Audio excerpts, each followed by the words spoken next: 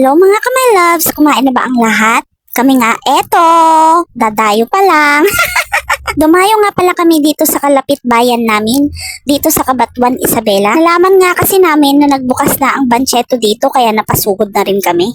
First week pa naman talaga nung November ang talagang kafiestahan dito. May dinalaw nga lang talaga kaming kaibigan kaya napadaan na din kami. Hinahanap ko nga ang asawa ko dyan kung nasan na kasi sa pagbaba pa lang ng tricycle nagkahiwalay na kami ihi na daw siya. Ewan ko nga ba't laging ihi ng ihi yun. Yung tipo bang every 5 seconds ihi ng ihi.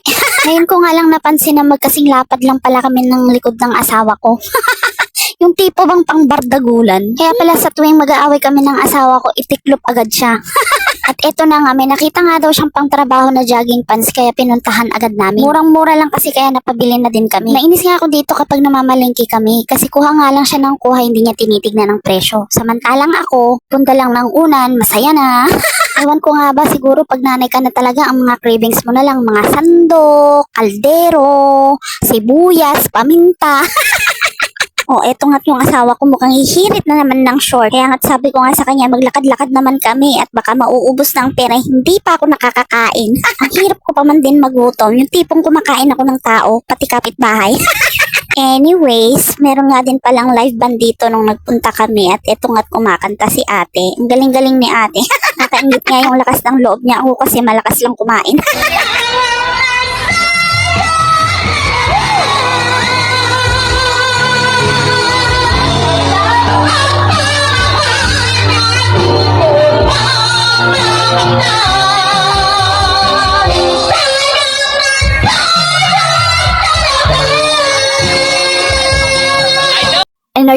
Energetic si ate, mukhang pinagbigyan ng 3 beses.